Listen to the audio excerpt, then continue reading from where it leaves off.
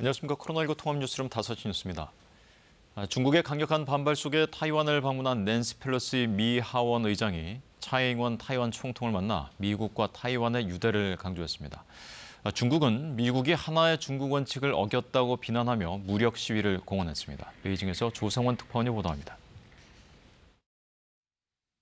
펠로시 미 하원 의장이 차이잉원 타이완 총통으로부터 외국인에게 주는 타이완 최고 등급 훈장을 받습니다. 펠로시 의장은 자신의 방문은 타이완의 민주주의를 지키겠다는 미국의 의지를 보여준다고 강조했습니다. We will not abandon our commitment to Taiwan, and we are proud of our enduring friendship. 面对持续且刻意升高的军事威胁，台湾不会退缩，会坚定维护国家主权，坚守民主的防线。 펠로시 의장은 세계 최대 반도체 위탁 생산업체인 TSMC의 마크 리우 회장도 만나는 등 경제 행보도 이어간 뒤 다음 목적지 한국으로 향합니다. 이에 반발한 중국은 타이완을 둘러싼 해역, 공역에서 내일부터 7일까지 군사훈련과 실탄 사격을 실시할 것이라고 밝혔습니다.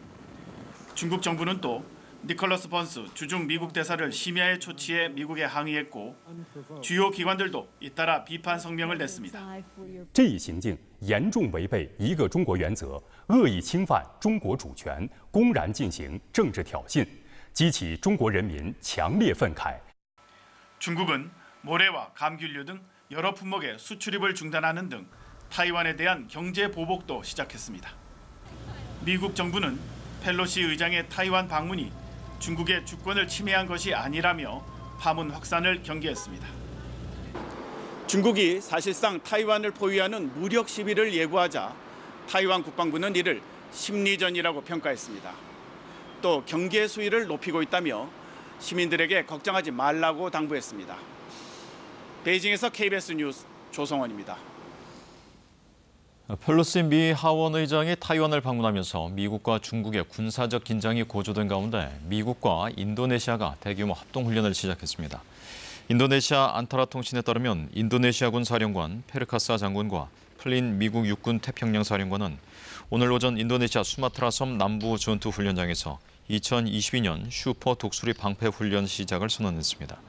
미국과 인도네시아 양국은 2007년부터 해당 훈련을 진행해왔습니다. 당 지도부 내홍을 겪고 있는 국민의힘이 오는 9일 전국위원회의를 거쳐 10일까지 비대위 체제로 전환하기로 했습니다. 이 비대위 체제로 전환되면 이준석 대표는 자동 해임된다고 밝혔는데 이 당 내부에서 공개적으로 반발이 나오는 등 잡음이 커지고 있습니다. 이지훈 기자가 보도합니다. 국민의힘이 모레 상임 정국위를 열기로 했습니다. 여기서 당이 비상 상황이란 유권 해석이 나오면 다시 사흘 뒤인 9일에는 전국위원회를 소집합니다. 이 자리에서 권성동 대표 직무대행이 비대위원장 임명 권한을 갖도록 당원을 개정하고 비대위원장 임명 절차까지 진행하겠다는 겁니다. 이럴 경우 가급적 9일, 늦어도 10일까지는 비대위 전환이 마무리되고 이준석 대표도 자동 해임된다는 설명입니다. 비상대책위원회 위원장은 당 대표의 권한을 가지게 되는 겁니다. 그렇기 때문에 자동적으로 전임에 있던 지도부는 해산이 되는 거 아니겠습니까? 속도를 내는 비대위 전환 작업에 반발도 거세지고 있습니다. 이준석 대표는 SNS에 끼리끼리 이준석 욕하다가 지지율 떨어지니 내놓은 해법이 이준석의 복귀를 막는다는 것이라며 내부 총질하던 당대표가 바뀌니 참 달라졌고 계속 이렇게 해야 한다고 꼬집었습니다. 하태경, 조혜진 의원 역시 비대위 목적은 혼란 수습이 아닌 이 대표를 몰아내는 것으로 자동 해임 근거가 없다고 거들었습니다. 당대표를 새로 선출해도 당대표가 2명이 있는 이상한 상태가 되는 것이 새로 선출한다고 해서 법적으로 살아있는 이준석 당대표 지위가 없어진다고 그건 볼 수도 없습니다. 당 혁신위원장인 판사 출신 최재형 의원 역시 권성동 원내대표의 말실수와 사적 대화 유출로 지도력이 약화한 건 당사자가 책임지면 될 일이라며 비대위 적법성에 의문을 제기했습니다. KBS 뉴스 이지윤입니다. 여야 국회의원 11명으로 구성된 한일의원연맹 대표단이 일본 측 상대인 이란 의원연맹과 내일 합동간사회의를 하기 위해 오늘 일본을 방문했습니다. 대표단 단장이자 한일의원연맹 간사장인 윤호중 더불어민주당 의원은 일본 입국 직후 기자들과 만나 지난 3년 끊기다시피 했던 의회 간 교류를 다시 시작한다는 의미에서 합동총회 일정과 의제에 대해 논의할 예정이라고 밝혔습니다. 일제 강제 동원 등 역사 현안에 대해선 의회 간 대화를 통해 돌파구를 열 수 있을지 타진해 보겠다고 말했습니다. 만 5살로 취학 연령을 낮추는 학제 개편과 관련해 교육부가 오늘은 17개 시도교육감과 유치원 학부모들을 잇따라 만났습니다. 이 사회적 논의의 시작 단계라며 공론화를 거칠 것이라는 점을 거듭 밝혔지만 이 섣부른 정책 발표에 대한 반발은 더욱 확산되고 있습니다. 전현우 기자가 보도합니다. 초등학교 학제 개편에 대한 학부모 등의 반발이 거센 가운데 교육부가 17개 시도교육감과 화상회의를 통해 의견을 들었습니다. 박순애 교육부 장관은 학제 개편안은 사회적 논의의 시작 단계며 교육감들과 협의하고 공론화를 거칠 것이라고 말했습니다. 우리 아이들이 조기에 양질의 공교육을 받음으로써 모두가 같은 선상에서 출발할 수 있도록 국가가 책임지고 지원하기 위한 방안의 하나로 논의를 시작하고자 하는 취지였습니다.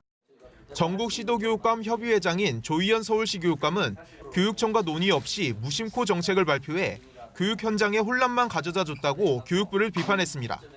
임태희 경기도 교육감은 학부모들의 우려에 공감한다면서도 취학 연령 하향 조정 논의를 시작할 필요가 있다고 밝혔습니다. 장상윤 교육부 차관은 유치원 학부모들과 만났습니다. 학부모들은 이번 정책이 아이들의 발달 과정을 고려하지 않았다며 영유아 돌봄을 강화하는 게 맞다며 학제 개편의 우려를 나타냈습니다.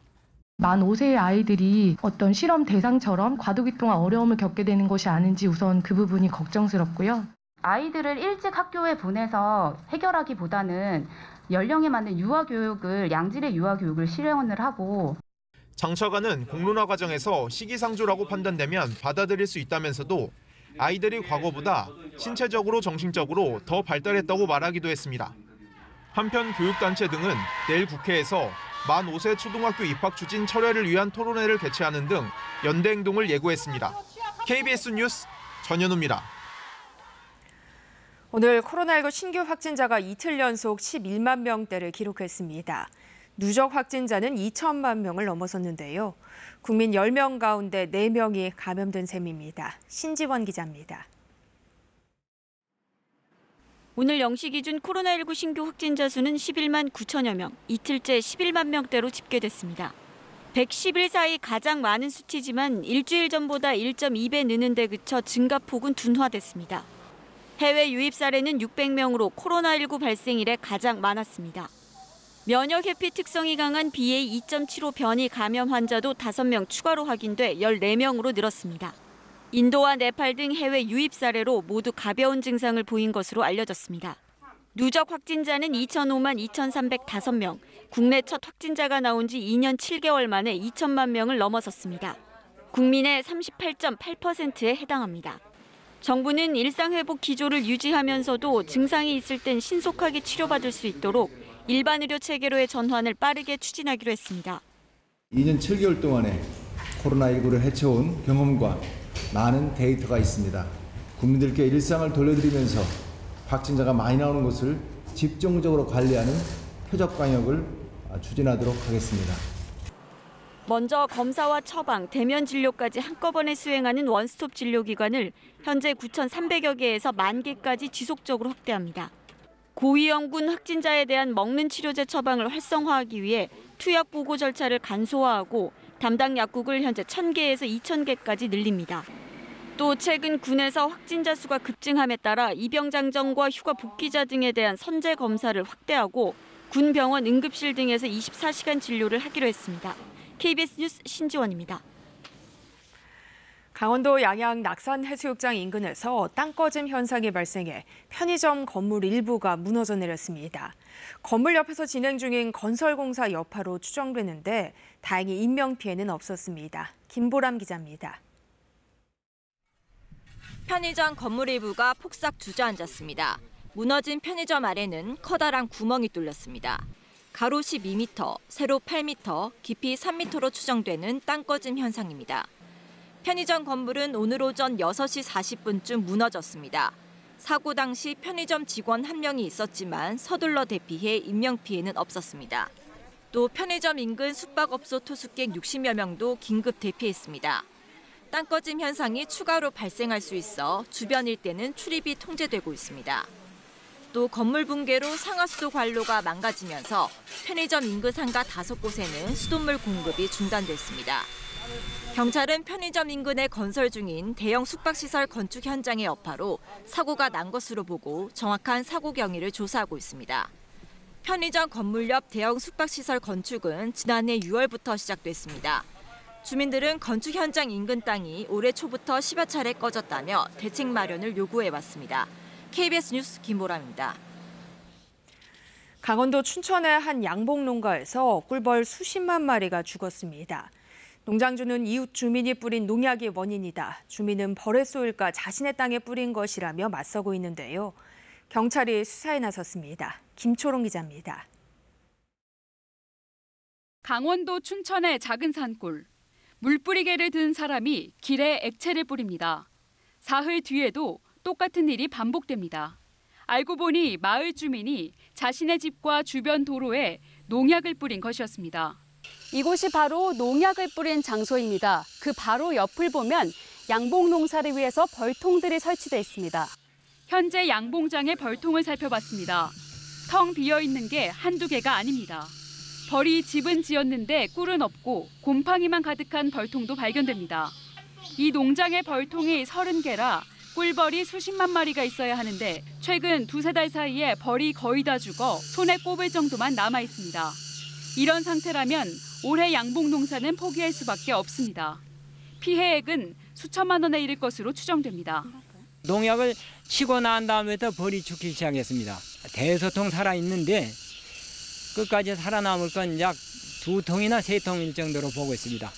농약을 뿌린 주민은 자신의 땅에만 뿌렸을 뿐인데 무슨 문제냐고 맞섭니다.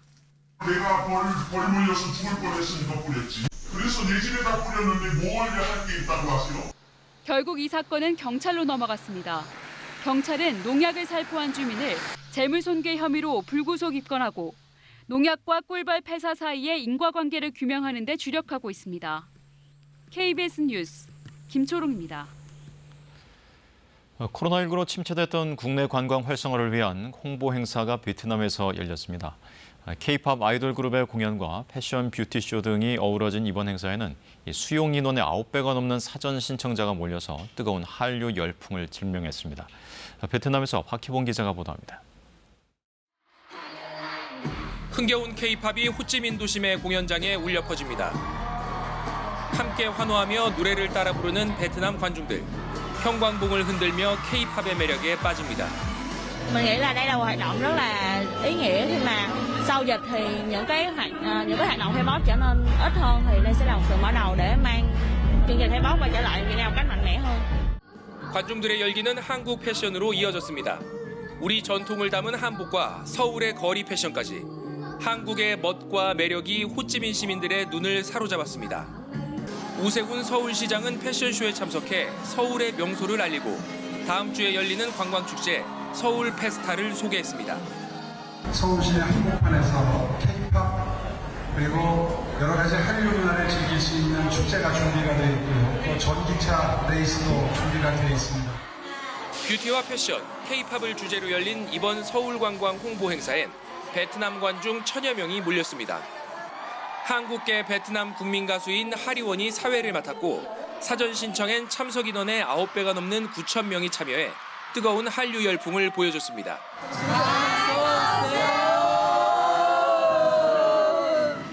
한국의 춤과 뷰티 산업을 체험해 볼 수 있는 홍보관도 인기를 끌었습니다.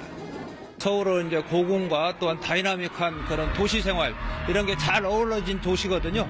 이런 점을 우리가 잘 부각시켜서 꼭 가볼 만한 도시 서울을 계속 부각시켜 나갈 예정입니다. 서울시는 오늘 10일 개막하는 관광축제, 서울 페스타 등을 알리는 관광 홍보 행사를 해외에서 이어나갈 계획입니다. 베트남 호치민에서 KBS 뉴스 박희봉입니다. 북한 선전매체가 이달 22일부터 진행되는 한미연합훈련 을지 자유의 방패에 대해 핵전쟁 연습을 단어 하나만 바꾸어 그대로 이어가는 것이라고 주장했습니다. 대외 선전매체 메아리는 오늘 방패가 아니라 창이라는 제목의 글에서 을지 자유의 방패는 명칭만 본다면 방어적인 연습인 듯하지만 도발자의 정체를 가리기 위한 교활한 술책에 지나지 않는다고 주장했습니다. 최근 한미는 오는 22일부터 다음 달 1일까지 시행할 연합연습의 명칭을 을지 자유의 방패로 정했습니다. 군 인권센터가 공군 제15 특수임무비행단 성추행 사건과 관련해 피해자의 신고 접수와 동시에 군이 가해자 측에 신고 사실을 알렸다는 의혹을 제기했습니다.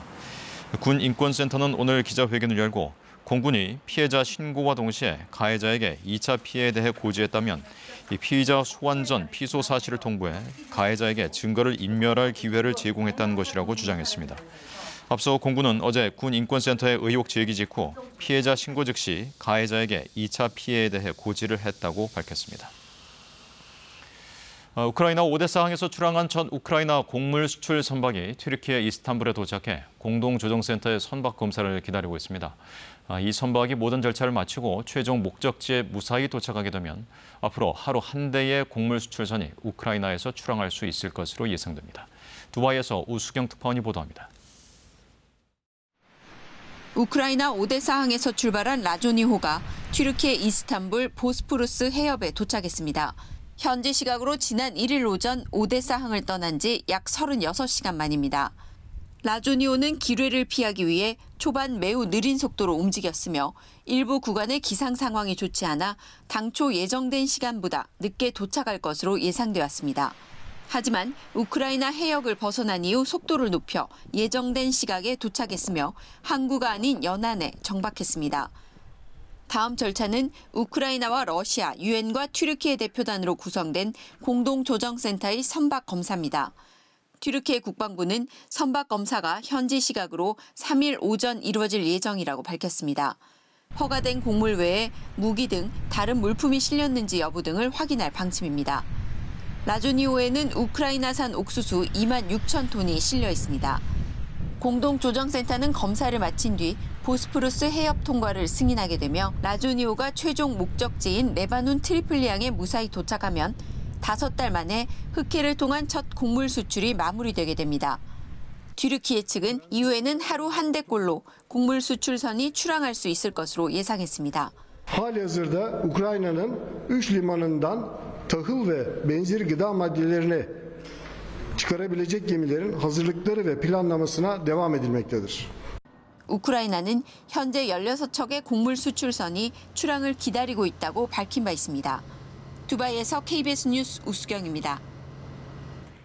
미국 뉴욕주에 이어 캘리포니아주와 일리노이주도 원숭이 두창에 대한 비상사태를 선포했습니다. 백악관은 코로나19처럼 연방 차원의 원숭이 두창 대응팀을 구성했습니다. 로스앤젤레스에서 이영현 특파원입니다. 지난달 29일 미국 뉴욕주가 원숭이 두창에 대한 비상사태를 선포한 데 이어 캘리포니아주도 현지 시간 1일 비상사태를 선포했습니다. 캘리포니아주의 원숭이 두창 감염 사례는 827건으로 뉴욕주 1,390건에 이어 미국에서 두 번째로 많습니다. 특히 샌프란시스코에서 가장 많은 사례가 보고됐습니다. We're the epicenter of the monkeypox epidemic right now. We've got about half the cases in California and about 2% of the state's population. 현재까지 520건의 감염 사례가 보고된 일리노이주도 같은 날 원숭이 두창에 대한 비상사태를 선포했습니다. 미 질병통제예방센터가 8월 1일까지 집계한 미국의 원숭이 두창 감염 사례는 5,811건, 5월 20일 최초 환자가 보고된 이후 빠르게 늘고 있습니다. 이에 따라 백악관은 현지 시간 2일 원숭이 두창을 범정부적으로 관리할 대응팀을 구성하고 조정관에 연방재난관리청 출신의 고위 관리를 임명했습니다. 원숭이 두창 대응 조정관은 코로나19 대응 조정관과 같은 역할을 하게 되며 백신 공급부터 점검할 것으로 알려졌습니다. 미국이 지난달 말까지 확보한 원숭이 두창 백신은 모두 110만 회 분량으로 1인당 2회 기본 접종 시 55만 명이 접종할 수 있는 양이지만 현장에서는 백신 부족을 호소하고 있습니다. We asked for 35,000 doses as a start 2 or 3 weeks ago. At this point, we've received a total of 12,000 doses. We think we need more like 70,000 doses. So we are way short. 현지 언론들은 백신 추가 공급이 10월 말에나 가능해 백신 공백이 3개월간 이어질 수 있다고 우려하고 있습니다. 또 또 보건당국이 연방정부 차원의 공중 비상사태 선포를 검토하고 있다고 전했습니다. 로스앤젤레스에서 KBS 뉴스 이영현입니다. 요즘 젊은 층을 중심으로 테니스 열풍이 불고 있습니다. 실내외를 가리지 않고 밤낮으로 즐길 수 있어 더욱 인기인데요. 하지만 부족한 시설 때문에 예약이 쉽지 않다고 합니다. 홍하경 기자입니다. 코로나를 겪으며 특히 인기를 얻은 스포츠, 골프와 테니스입니다. 사람들과 같이 하면서도 어느 정도 거리를 유지할 수 있었기 때문인데요. 골프가 요즘은 꽤 대중화됐지만 이른바 귀족 스포츠라고 불리던 시절이 있었습니다. 여러 장비와 높은 비용 때문에 여전히 자주 편하게 즐기기는 쉽지 않습니다. 또 다른 귀족 스포츠로 여겨졌던 운동, 바로 테니스가 있죠. 예전엔 40, 50대의 주 종목이었지만 요즘은 취미로 즐기는 20, 30대가 빠르게 늘고 있습니다. 여기는 실내 테니스 연습장입니다. 동호인들이 땀 흘리며 열심히 공을 치고 있는데요. 대부분 젊은 여성들인데 프로 선수처럼 멋진 복장을 입고 운동합니다. 재밌으세요, 테니스가? 네, 재밌습니다. 다 같이 할 수 있는 스포츠다 보니까 여러 명이 같이 즐기기에도 좋은 것 같고 딱 소리가 진짜 약간 스트레스가 많이 풀리는 것 같고 맞추는 그런 기분 때문에 되게 열심히 하고 싶다는 생각이 드는 것 같습니다. 특히 이런 실내 연습장의 인기는 폭발적입니다. 한여름 뜨거운 폭염에 자외선도 피할 수 있고요. 눈비가 내려도 괜찮습니다. 패션도 한몫하는데요. 치마 바지에 티셔츠 일색이던 테니스 복장이 요즘엔 다양한 색상과 디자인으로 눈길을 끌고 있습니다. 예쁘게 옷을 입고 와서 사진도 많이 찍으시고 인스타에도 올리시면서 그러면서 이제 테니스가 많이 좀 넓혀지고 있는 것 같습니다. 네. 자정을 가리킨 시각, 한여름밤에도 테니스 열기는 가시지 않습니다. 테니스 초보들이 모여 밤 11시부터 새벽 1시까지 그들만의 리그를 즐깁니다. 밤에도 안 자고 테니스를 치고 싶다 이런 생각을 해서 안잘테아라고 이름을 짓게 되었습니다. 젊은 세대가 테니스에 눈을 돌리면서 관련 용품도 불티나게 팔리고 있습니다. 지난 1분기 테니스 용품 매출은 1년 새 2배 넘게 늘었고 신용카드 이용량은 2019년 대비 4배 넘게 급증했습니다. 사진과 동영상을 즐기는 MZ세대 특징을 반영한 것도 있지만 150년 전통의 스포츠인 테니스 자체의 매력을 무시할 수 없습니다. 다음 달에는 26년 만에 남자 프로 테니스 ATP 투어가 국내에서 열릴 예정이어서 테니스 애호가들의 기대를 모으고 있는데요. 우리가 이분들이 계속해서 테니스를 할 수 있는 이런 대회라든지 또 이런 분들이 또 즐길 수 있는 가족 단위로 와서 할 수 있는 급부상한 인기에 동호인들이 폭발적으로 늘면서 코트 예약은 하늘의 별 따기입니다. 저도 그 테니스 대회를 이제 하고 하는데 정말 이렇게 신청을 한번 딱 시작을 하면 한 몇 초 안에 이제 마감이 되고 그런 상황을 좀 경험을 했거든요. 그래서 실내외를 막론하고 이른바 오픈런이 벌어집니다. 서울 50여 개 공공 테니스 코트 예약을 선착순으로 받는데 주말 예약은 시작과 동시에 마감되곤 합니다. 코트가 부족한 상황인데요. 최근 생활체육 저변 확대를 위한 스포츠 클럽법이 시행됐습니다. 누구나 일상 가까운 곳에서 생활체육을 즐길 수 있도록 하겠다는 취지입니다. 테니스장을 비롯해 건전한 동호회 문화가 지역사회에 자리 잡을 수 있도록 다양한 체육시설이 확충돼야 한다는 요구가 커지고 있습니다. KBS 뉴스 홍화경입니다. 시멘트 가격이 올해 2월에 이어 또다시 10% 넘게 인상됩니다. 한일시멘트는 다음 달부터 톤당 시멘트 가격을 10만 6천 원으로 약 15% 인상하는 내용의 공문을 레미콘사 등에 전달했다고 밝혔습니다. 삼표시멘트도 다음 달부터 톤당 10만 5천 원으로 약 12% 인상합니다. 올해 2월 15에서 18%의 가격 인상에 이어 7개월 만에 또다시 10% 넘게 인상하는 것으로 원자재 가격 상승이 주된 이유라고 업계는 설명했습니다. 일제 강제징용 피해자 측이 외교부가 출범시킨 민관협의회에 불참하겠다고 밝혔습니다. 피해자 대리인과 지원단은 오늘 기자회견을 열고 외교부의 대법원 의견서 제출과 전후 사정을 고려할 때 신뢰관계가 파탄났다고 판단한다면서 이같이 말했습니다. 피해자 측은 의견서가 민간협의회에서 전혀 논의되지 않은 것은 물론 사전에 어떠한 통지도 없이 제출됐다며 외교부는 이미 제출된 의견서조차 공개할 수 없다는 입장을 고수하고 있다고 설명했습니다.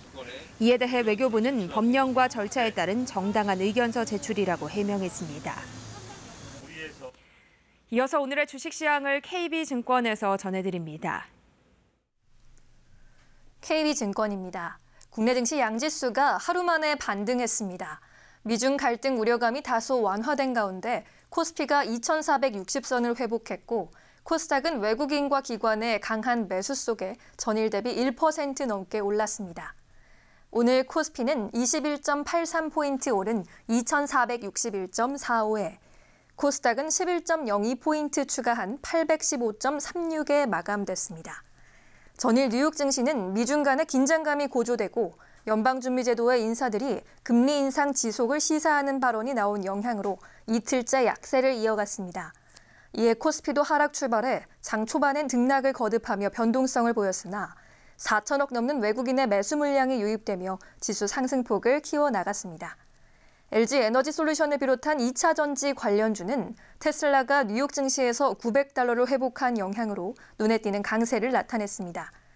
한편 카카오게임즈가 창립 이래 분기 최대 영업이익을 달성했다는 소식에 급등세를, 컴투스가 신작 출시를 앞두고 기대감으로 강세를 기록하는 등 게임주의 상승 흐름이 돋보였습니다. 오늘 원달러 환율은 5원 60전 오른 1,310원 30전에 거래를 마쳤습니다. 지금까지 KB증권이었습니다. 비는 내일 아침까지 더 내리겠습니다. 현재도 전남 지역에 시간당 10mm 안팎의 비가 내리고 있는데요. 영남은 오늘 밤 그치겠지만 중부지방과 호남은 내일 아침까지 5에서 30mm가 더 내리겠습니다. 비가 그친 뒤에도 내일은 요란한 소나기가 예상됩니다. 비가 내린 뒤 수증기가 많아진 탓에 천둥번개를 동반해서 5에서 40mm로 다소 많은 소나기가 내릴 것으로 보입니다. 폭염이 다시 고개를 들면서 광주와 경남, 남부 많은 곳에 폭염 경보가 추가로 내려졌습니다. 오늘 밤에도 서울이 26도, 대구 26도 등 열대야가 나타나는 곳이 많겠습니다. 내일 한낮에는 광주가 32도, 대구가 37도까지 오르면서 오늘보다도 더 덥겠습니다. 바다의 물결은 비교적 잔잔하게 일겠습니다. 당분간 소나기가 자주 내리겠고 토요일에는 중부지방과 호남에 비가 예상됩니다. 날씨였습니다. 코로나19 통합뉴스룸은 7시 뉴스에서 이어집니다. 시청해주신 여러분 고맙습니다.